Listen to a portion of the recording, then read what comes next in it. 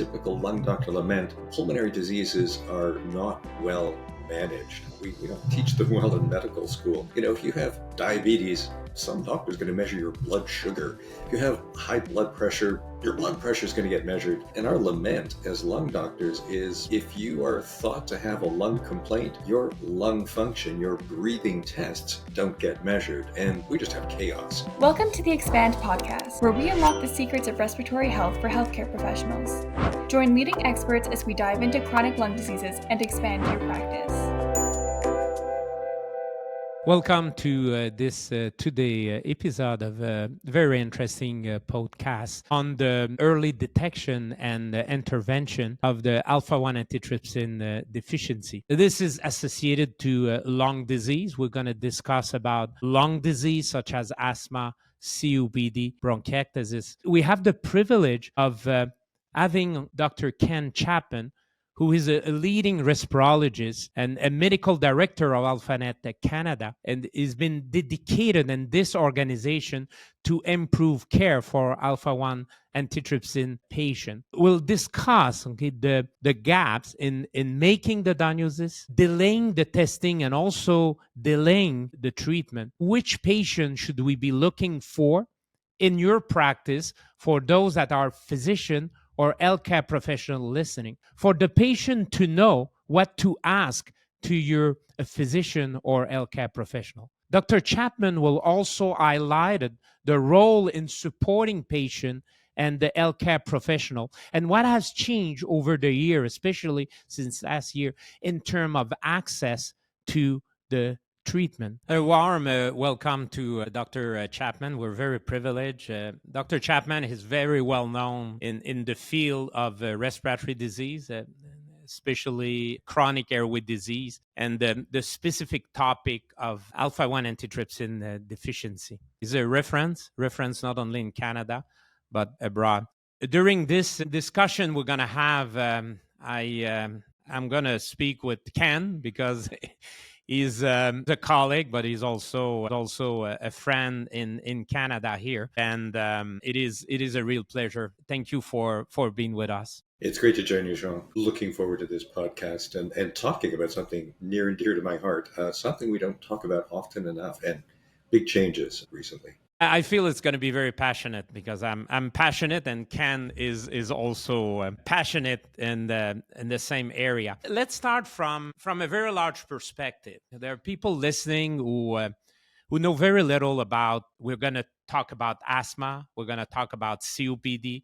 We might talk about bronchiectasis also when it's going to come to the time of saying we should do this testing, because this can be seen in these diseases. What is it about just these disease that people can have a meaning of what we are referring here to? I think it's great that people will hear this podcast and learn a few things about common lung diseases, because typical lung doctor lament, pulmonary diseases are not well managed. We don't teach them well in medical school. If you have diabetes, some doctor's going to measure your blood sugar. If you have high blood pressure, your blood pressure is going to get measured. And our lament as lung doctors is if you are thought to have a lung complaint, your lung function, your breathing tests don't get measured, and we just have chaos. So to pick the two common diseases, asthma, COPD, both of them involve what lung doctors call obstruction. The breathing tubes get narrow, they get tight. It's hard to breathe in and out. People are breathless. They may make a wheezing sound. And very simply, asthma is obstruction that comes and goes, variable airflow obstruction. And what that means is if it's properly treated, or if it's mild, people will achieve normal lung function most of the time, and every once in a while their breathing passages will tighten up. By the way, that can make it a little tricky to diagnose, and we've learned recently from one of our colleagues and his colleagues that about a third of people getting asthma treatment in Canada don't actually have asthma. A doctor somewhere heard them say, hey, I'm a little breathless when I do this, when I do that. They get a puffer. I hate that term. They get an inhaled medicine, and they're thought of as having asthma. So then we underdiagnose, and we over. Okay, yeah. Absolutely. COPD is tougher It's obstruction that persists. And that's going to be important for today's discussion. But again, doctors don't measure breathing function. They don't look for that obstruction. So we have people who have COPD, that's what we call it, who aren't getting treatment, they're underdiagnosed. We have people who are getting treatment they don't have COPD, they may have something else important that's being neglected. So I guess this whole discussion starts with, hey, if you have a lung problem or are receiving treatment for a lung problem, just double check that your doctor at some point or a couple of points has measured your breathing in a lab with a simple breathing test. I'd like to make a parallel to what you've just said, Ken. If someone has a chest pain, you can be sure that patient is going to have an EKG. Mm-hmm. If someone is breathlessness, the patient is going to have a chest x-ray. If he ends up in an emergency room, he might have a CT scan. He might have an EKG and echocardiogram.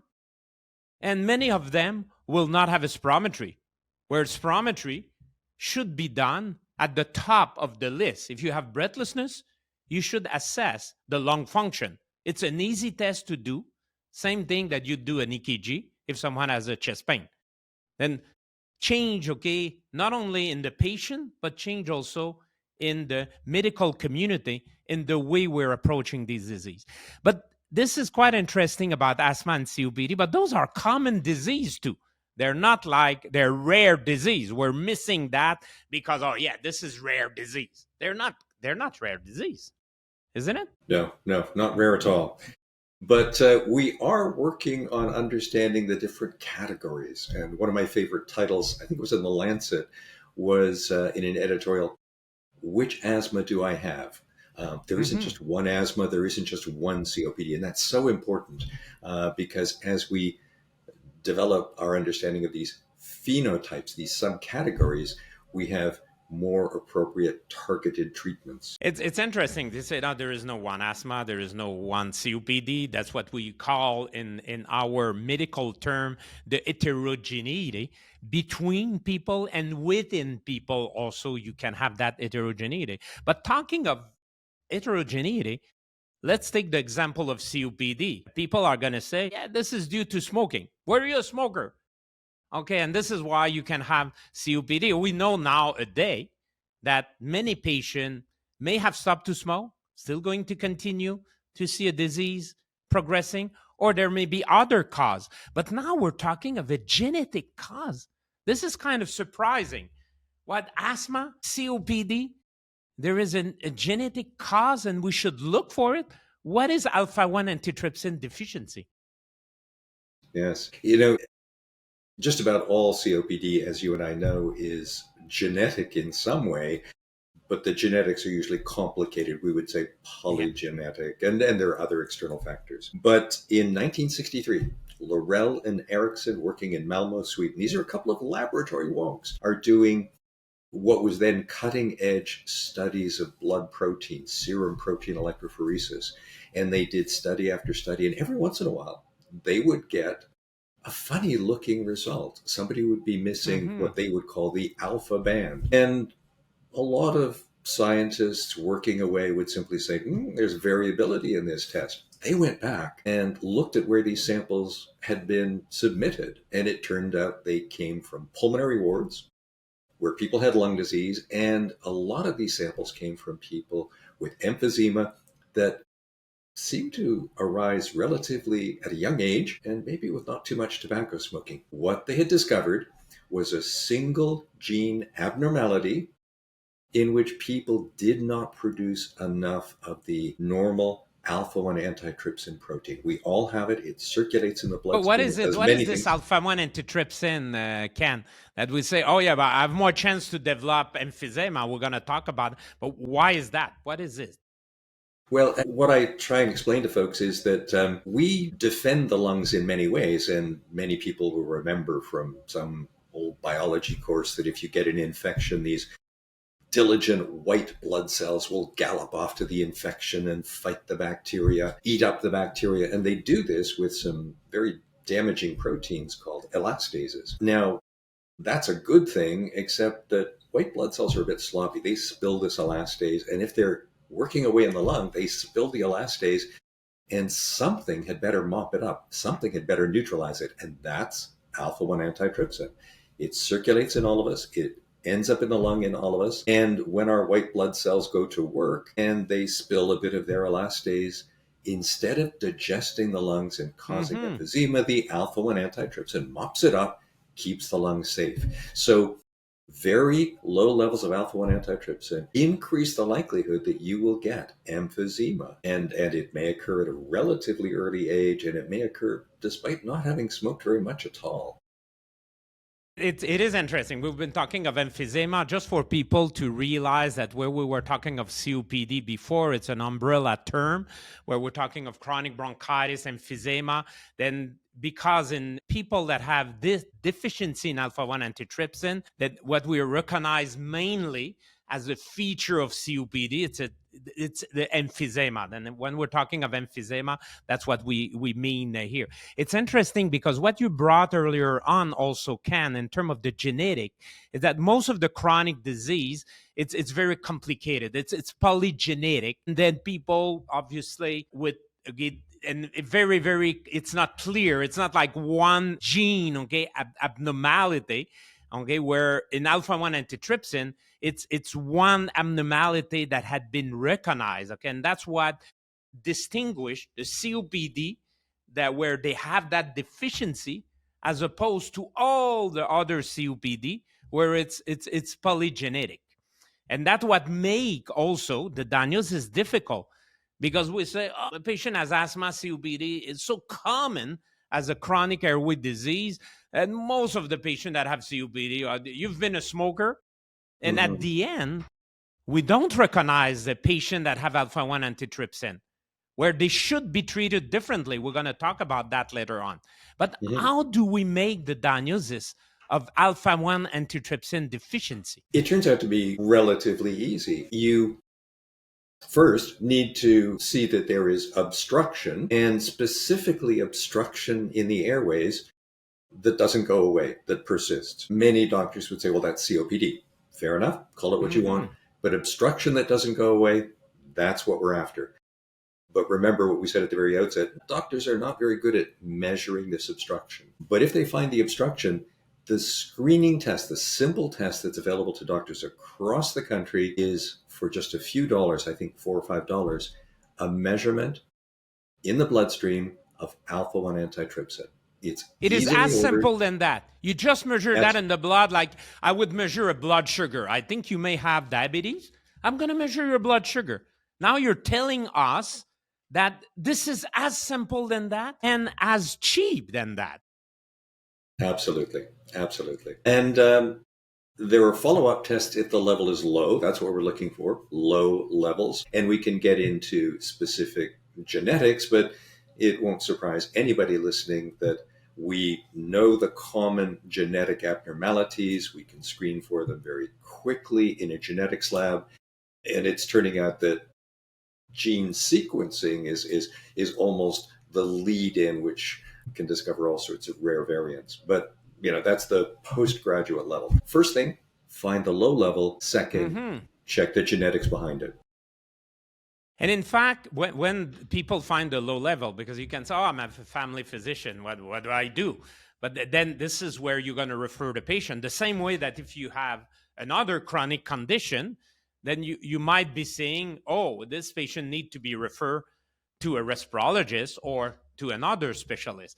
Then that's the same approach. And measuring this in the blood in people that have fixed airflow obstruction, then breathlessness, spirometry, you prove that, you have airflow obstruction. Fixed airflow obstruction, you're a COPD, you have asthma, or you have bronchiectasis, then you should have this blood test done. And this is when I read your new guideline, you're a co-author or the new Canadian Thoracic Society guideline that I invite physicians here, to look at it.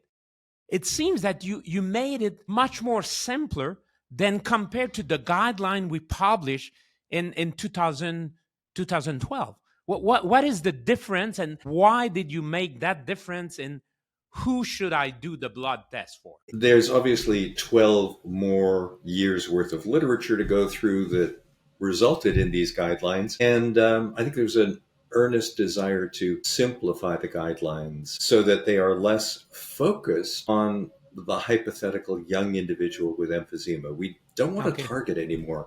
We want to cast the net broadly. Most of the patients we diagnose with alpha-1 antitrypsin deficiency are middle-aged.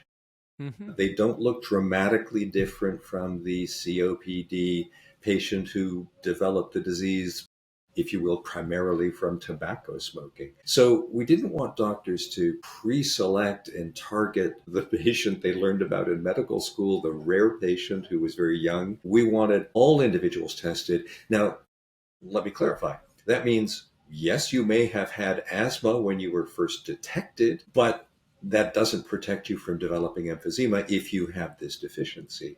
So at any point that a doctor measuring your breathing tests sees obstruction that doesn't go away with treatment, simple serum level test, very cheap. And here's the important point, to rule out alpha-1 antitrypsin deficiency. Most of our patients with persistent obstruction won't have the deficiency, but every once in a while, there will be somebody with that deficiency, and that leads to a whole new set of treatments. It is interesting because, I think you make it based on the data. This is evidence-based. Make it simpler. You're not telling people do a test that is excessively expensive. You're not starting, to build a decision tree that take 2 pages and a half. And for the family physician, it becomes so complicated. Then patients that have fixed airflow obstruction, you do a blood test. And it is to rule out, and most of the patients are going to have that level normal. If the level is low, then you refer the patient. We should jump sideways for a moment. We've mentioned the term bronchiectasis a couple of times. Yeah, that's true. Bronchiectasis is not asthma, not COPD. Bronchiectasis, an abnormal dilatation of the breathing passages so that mucus tends to collect. People are prone to recurrent chest infections. It's typically picked up on a CT scan when that pattern of chest abnormality arises.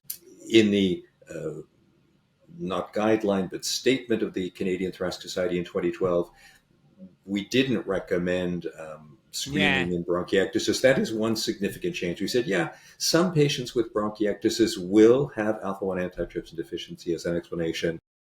It's not a lot of them, but yes, it is worth screening to rule that out. So that is a change if doctors are adhering to those statements and guidelines closely.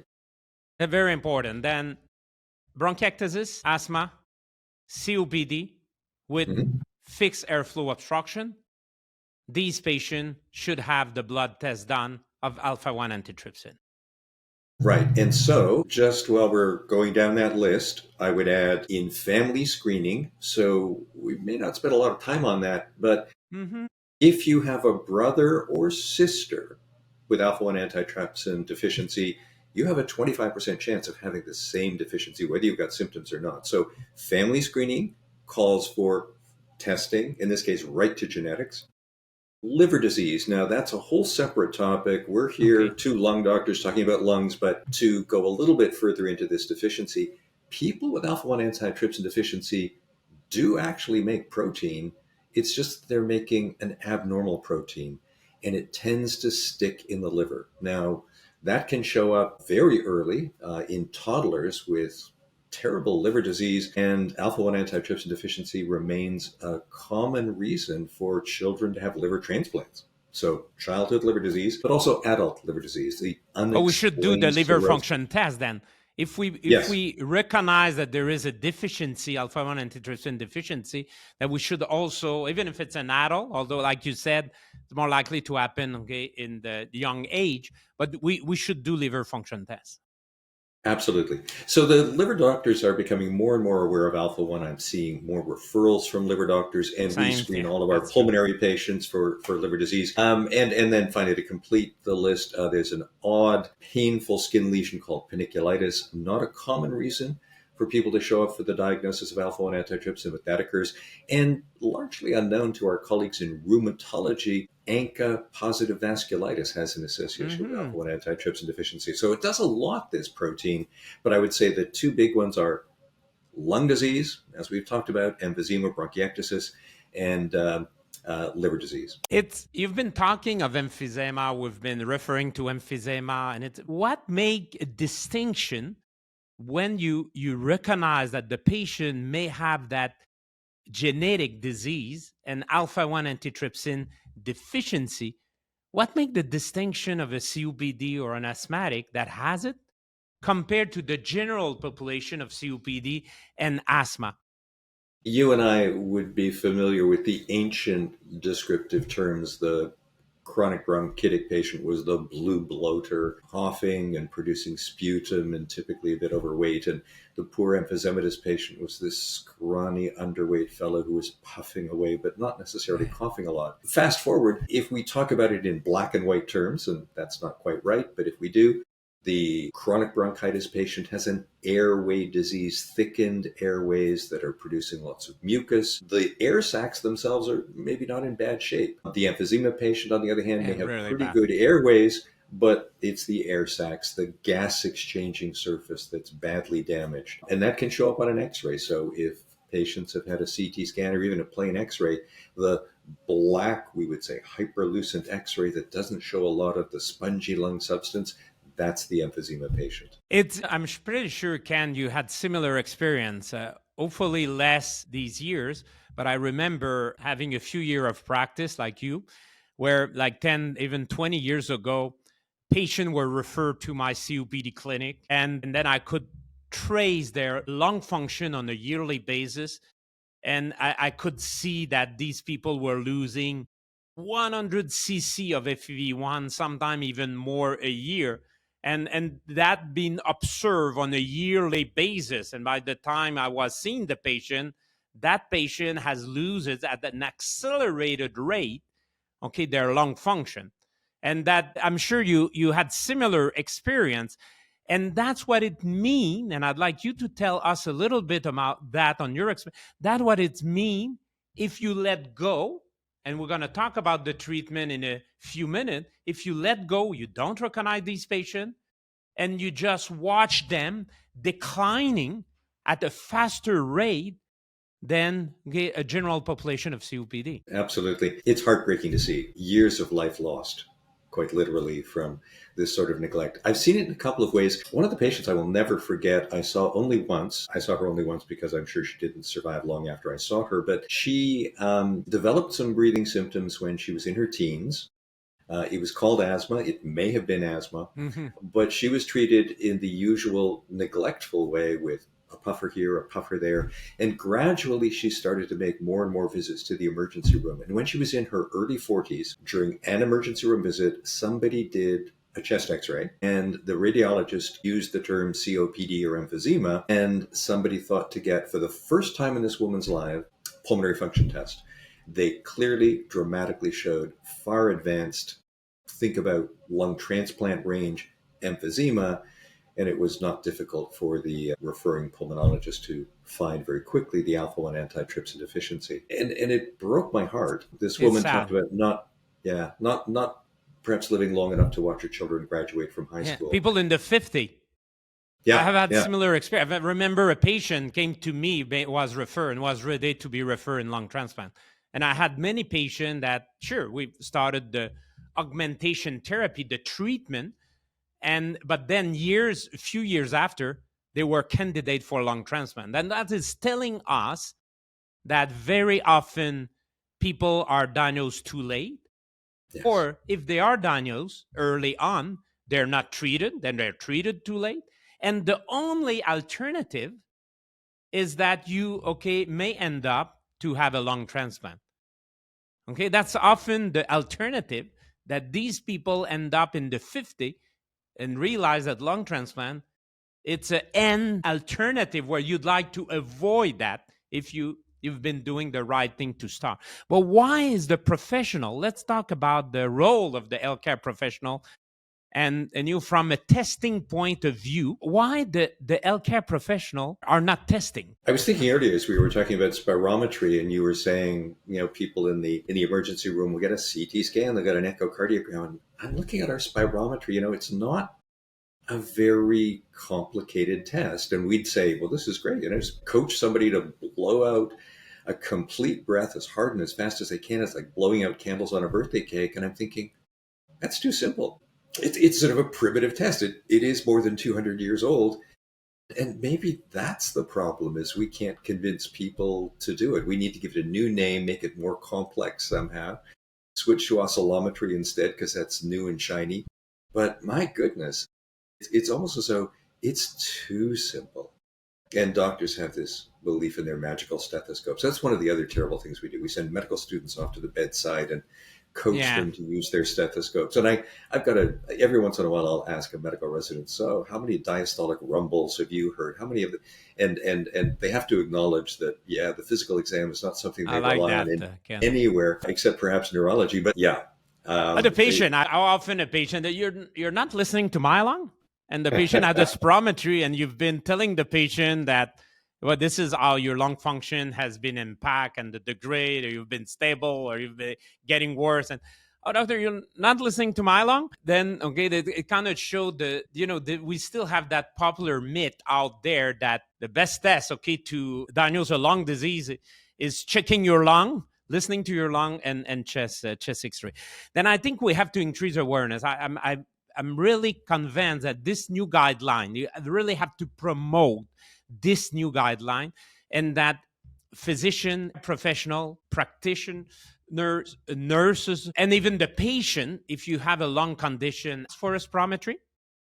And if you have this diagnosis that we've been referring to, ask for this simple blood test.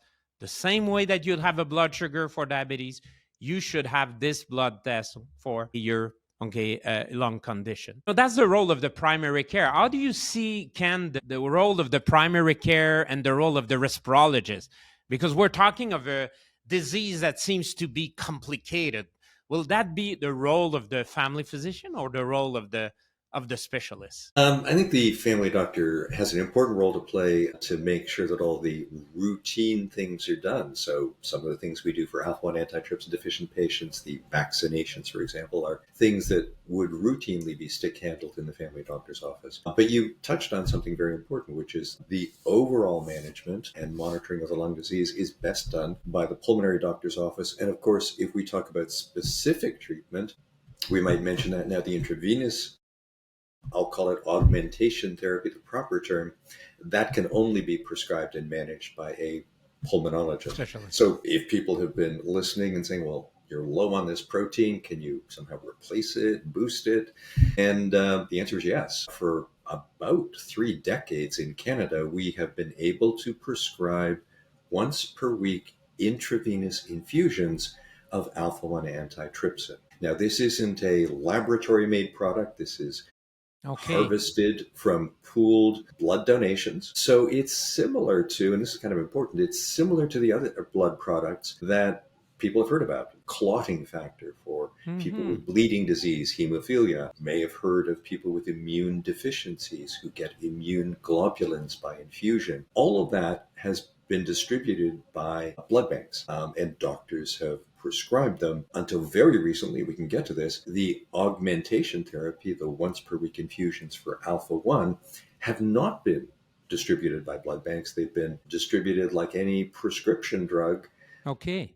And typically it meant either you could get it if your provincial formulary covered it, which was very few, or if you had a good private insurance plan. So it was a limited access intervention for many Canadians.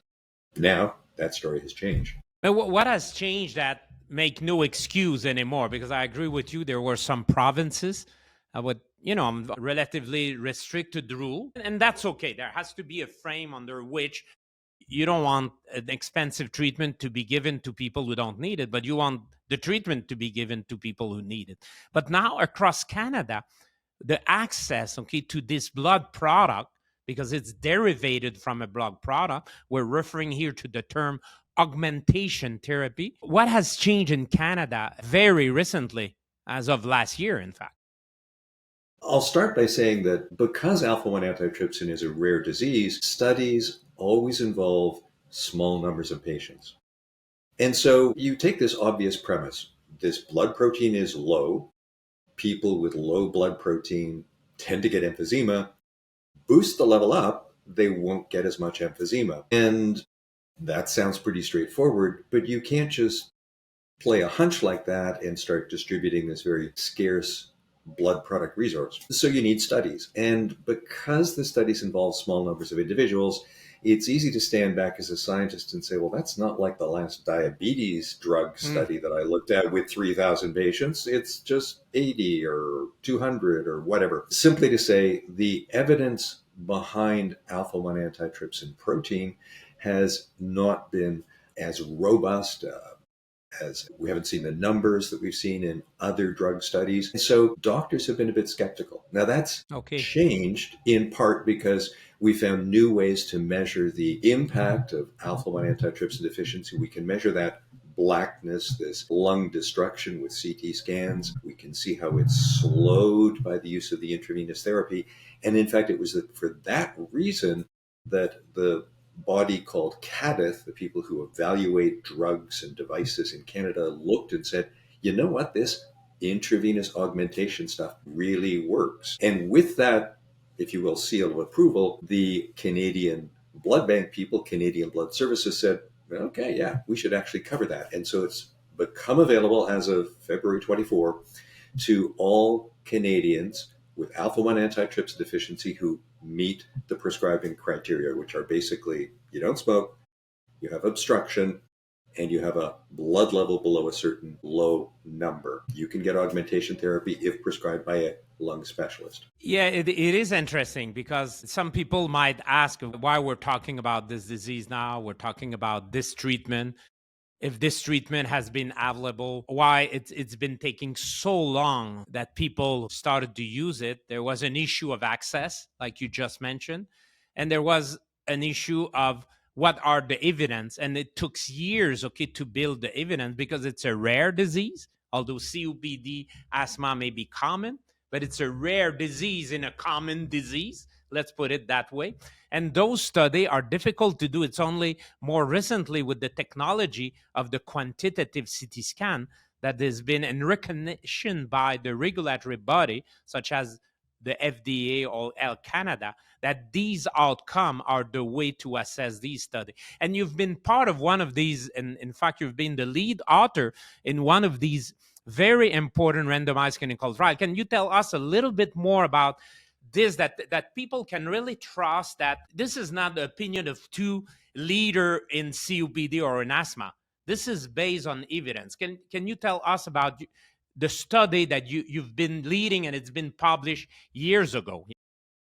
Sure. The study is called the RAPID trial, and I often follow that up by saying, and it was anything but rapid. It took 7 years to do the study, which is a long time in clinical trial terms. Most trials in common diseases are done in a year or two. This study recruited 180 patients, which is not a large number, patients who received either intravenous augmentation or intravenous placebo, just salty water, saline, for 2 years. And then after that, most of the subjects were eligible to have a 2-year extension. And that becomes important as we look at some of the long-term results. We measured many things, but the key endpoint was to measure lung density. How spongy, how dense is the spongy network that is your lung? And of course, with emphysema, it becomes looser and looser and less dense. And what we saw was that people who got the augmentation therapy had a slower loss of that lung substance. And you mentioned there were other studies. There were 2 previous studies that came up with almost identical numbers. They were smaller studies, but if you line up the 3 studies, they're very consistent. Very consistent. Yeah. But what I'd like about your study, Ken, is that 2-year extension. Yes. Because on that 2-year extension, sure, you know, the beauty of a RCT is that you compare, people are blind, and you compare the treatment with placebo, and that's what you need to prove that the treatment is effective. That's still the highest level of evidence. But those 2 extension years, tell us a little bit about this, because that's also an indirect proof and quite interesting to see what happened to these people in the 2-year extension.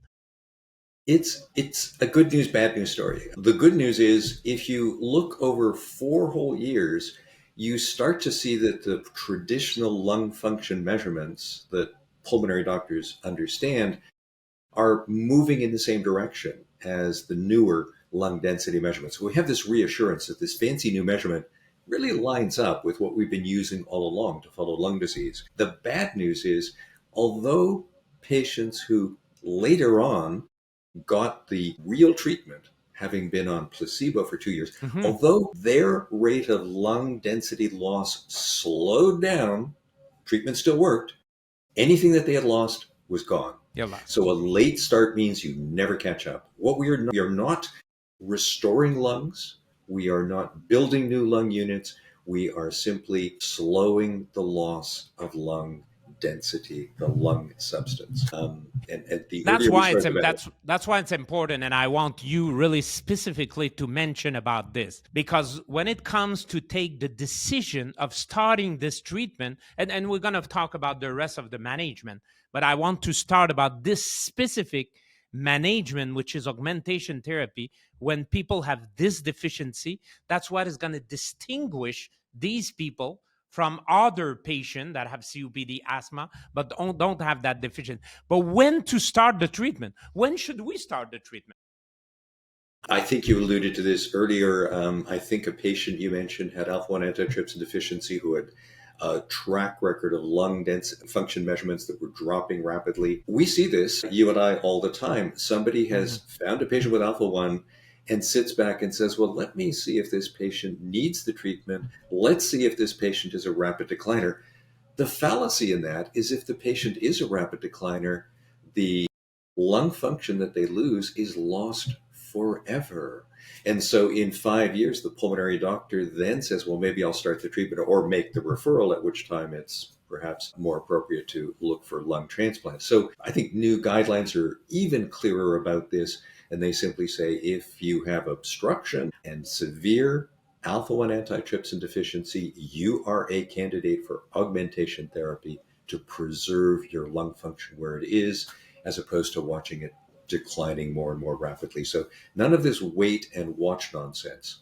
Intervene as soon as the problem is clear. In our rapid trial, we did some back of the envelope calculations based on what happened to our patients. And we calculated that the patients in our trial would have gained an average of 6 years of life if they had all started on augmentation therapy and continued it beyond the end of the trial. And these were typical patients with late diagnoses. If they'd been picked up earlier, I'm sure their years of life gained would have been even higher.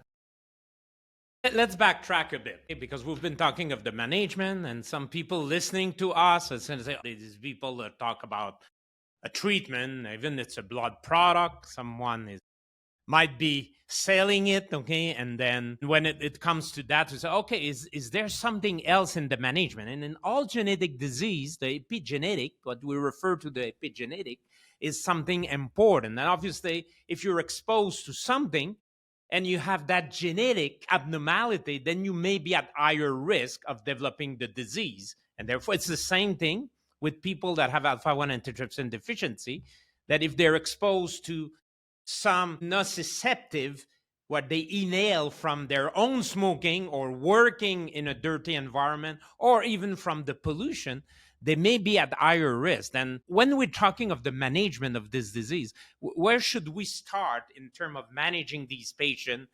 Okay, that is not augmentation therapy this time, but more like a comprehensive approach. Yeah, you raise an interesting point. We don't do this in Canada or right now at any time in any country in the world, but there have been screening programs in the very specific sense of that term, which means, for example, newborn testing and finding people at birth who have the genetic deficiency. Excuse me. That's no longer done. But the learning from that screening approach has been that when individuals are aware of their deficiency, they are much more likely to avoid smoking and exposures. They make more appropriate career choices, etc. And I think I see the same in clinical practice. If my patients are aware that they have this genetic vulnerability, they are a little more attentive to quitting smoking and do so sooner and more consistently. We can have discussions about the importance of the annual and other vaccinations and so on. So it's a little bit like saying to a patient with COPD, hey, you've got COPD and you're amongst the most vulnerable of people with COPD. And even if you do everything right, there may be this tendency to lose lung function more rapidly. And I think that really does get people's attention in a helpful way. I think they really do pay attention. I would echo Dr. Chapman on this point that if you know and the patient know, then it kind of bring the level of the discussion different to most of the patient, I would say, that I follow with Alpha-1 antitrypsin deficiency.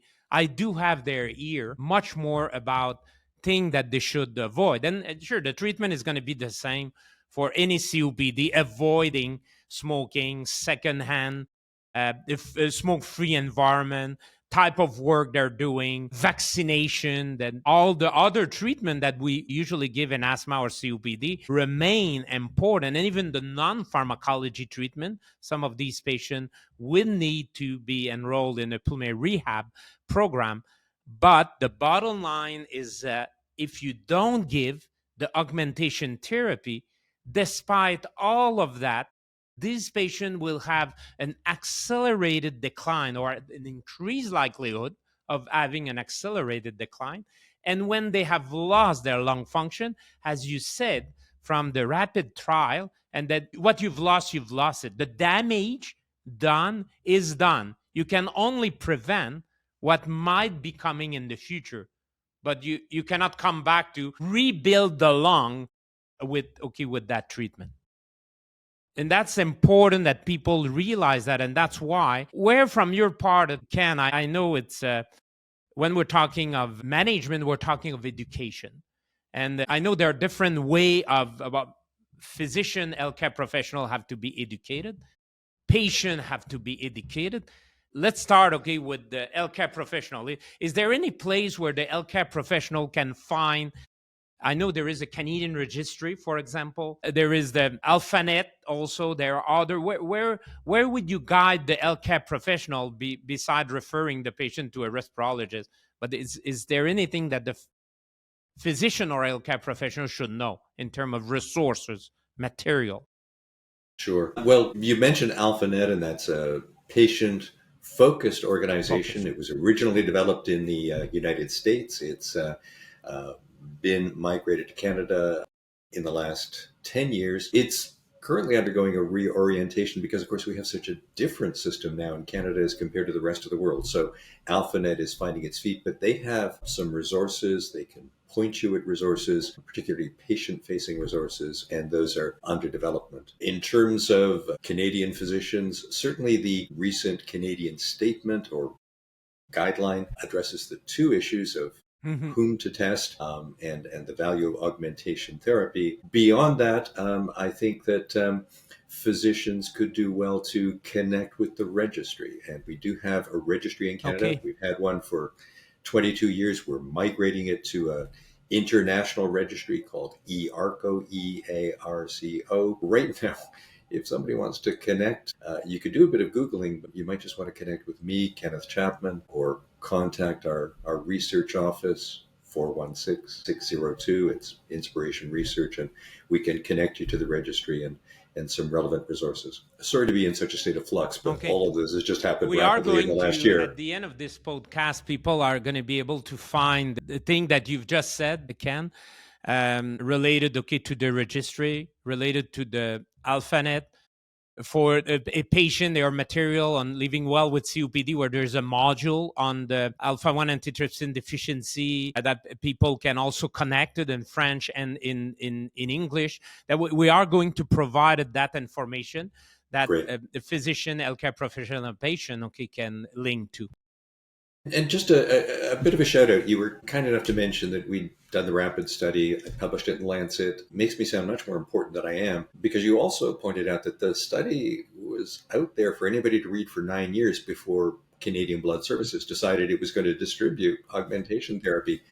The shout out is to a wonderful woman, Angela Diano, who now works for AlphaNet, but until recently was the executive director of an organization called Alpha-1 Canada. And I'll point out, it was a patient organization. So patients who are listening to this podcast, educating themselves about their disease, that gives you information. And I hope that gives you a voice, because Angela did something I thought was absolutely impossible. She targeted windmills, the Canadian bureaucracy, and actually got people to listen and look at the evidence and eventually make this life-saving therapy available broadly. So patients are not passive parts of all of this. Do become connected through a research registry, through AlphaNet, learn more about the disease. It really does pay dividends. And again, shout out to Angela Diana. She's saved more lung function than I ever will with her efforts.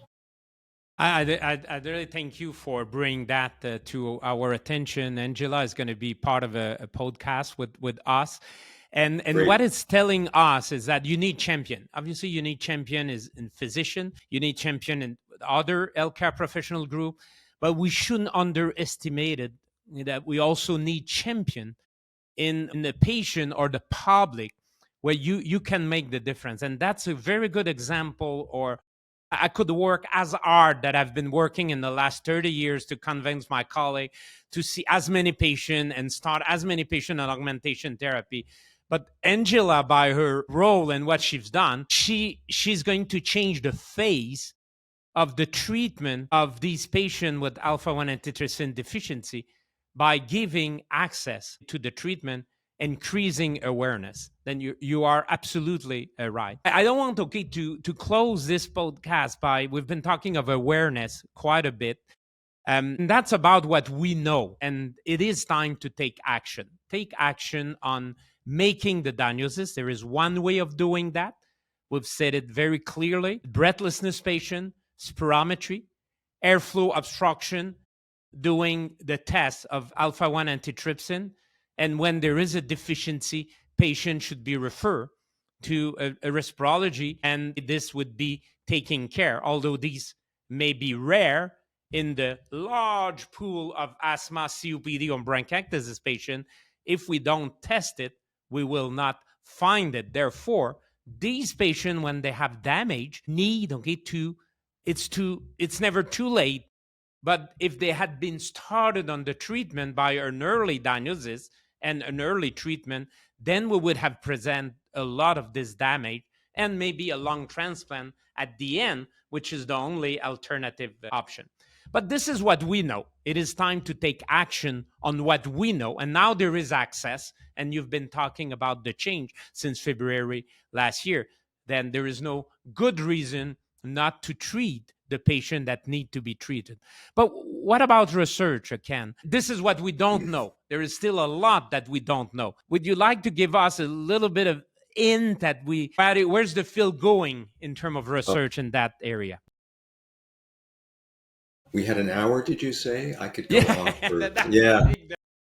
I'll tell you, I'm excited because I have never seen as much research in this field as I've seen in the last year or two. And exciting new things. So let me just try and list them quickly. And these are all things that are underway now, being tested at some stage. So we have man-made alpha-1 antitrypsin. There's a company in California that makes it's called recombinant alpha-1 antitrypsin. It's joined to an IgG4 molecule that'll mean something to the lung docs out there. And what that may mean, if what they are seeing in early studies proves out, is that people would get an intravenous infusion once a month and would achieve not only slightly improved levels of alpha-1 in their bloodstream, they would get fully normal levels. So very exciting. That's there now being tested. Number two, people listening would say, oh, wait a minute, there's a gene abnormality. Can we fix the DNA? I read something about CRISPR somewhere. So several companies involved in genetics have looked at CRISPR interventions to fix the DNA, which is exciting and a little scary because messing with DNA, Mother Nature's DNA, and maybe hijacking another gene to make alpha-1, but it's out there. The permanent fix, and I think that will play out one of these days. We're involved in something I think is really quite exciting for the nearer future, which is an mRNA intervention. So quickly, there's DNA, which is Mother Nature's blueprint. The blueprint has to get to the protein forming part of the liver cell where the protein gets made. And the carrier, the shop foreman who carries the information would be the mRNA. And so instead of going to the DNA and all of the implications of messing with DNA, injections, not sure yet, every 2 weeks, maybe every 4 weeks, would give a new plan to the shop foreman, the messenger RNA. He would toddle off to the protein forming part of the cell and say, make this. And that would make normal alpha-1, protect the lung, and by the way, would keep the liver cell from producing abnormal alpha-1 to get clogged up. So a cure, if you will, for liver and lung disease with a little subcutaneous injection that patients would give themselves every 2 or every 4 weeks. Really exciting stuff. There are things to inhibit the RNA if too much alpha-1 protein is being produced in the liver. There are pills that will reduce the damage from this white blood cell elastase stuff. There are pills that will attach to abnormal alpha-1 and make it more normal. The same sort of thing has been done in cystic fibrosis. The lung doctors listening will know about the ivacaftor and interventions from Vertex. Yeah, that could Modulator. Yeah. Absolutely. And I think that's most of it, but there's all sorts of great work going on. And one way to keep abreast of this is to, again, become connected, join yourself up to a research registry, at the very least, contribute the data that's being collected in your clinical care to the registry so we can track what's really happening in the real world to alpha-1 antitrypsin deficiency. This is very exciting, and it's telling us, it's so refreshing because we've been talking all the time about what is not going well. We've been talking of our healthcare system. We should be talking more about why are we there with our healthcare system? Why all these patients, in fact, that we've turned into chronic disease or with chronic disease, with the disease is much more severe. It's because of our good care.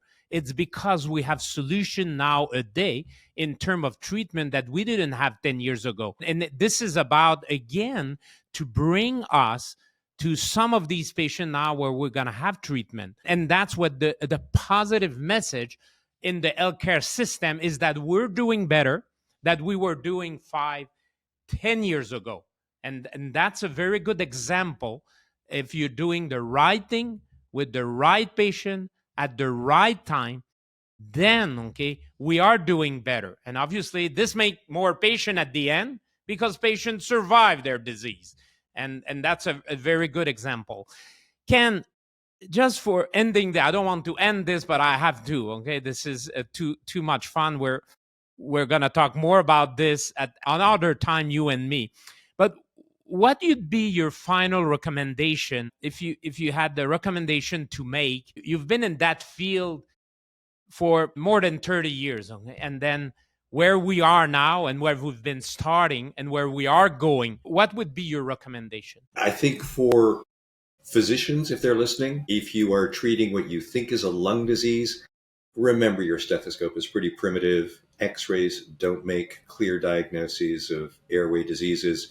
So for heaven's sakes, do a spirometry. And if you're a patient listening, make sure that your doctor is doing what we just said. If you are being treated with therapy for what is thought to be asthma or COPD, make sure there's a spirometry. If it's persistently abnormal, make sure that your doctor rules out this alpha-1 thing that we've been talking about. And if some abnormality persists that remains unexplained, do get a referral to a pulmonologist who may be able to unravel this. In the case of alpha-1, this genetic problem that has a very specific life-saving treatment. And ask for the treatment, like people ask for other treatment. That's also another point.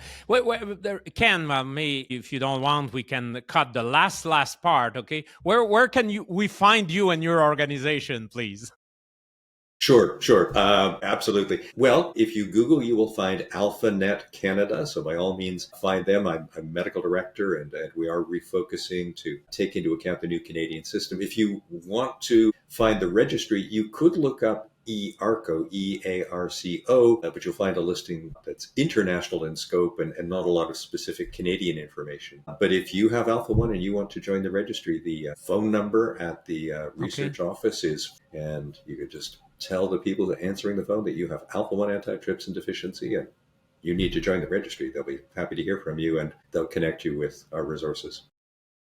Like I said earlier on, you're going to have access to these resources. They're going to be mentioned at the end of the podcast. And I would really like to thank Dr. Chapman for giving us, from all these years of experience, and alluding, and I'll increase the awareness and giving to the patient and to the healthcare professional also the hope that it is time to take action. And there are with the research ongoing right now that this is still changing for the good.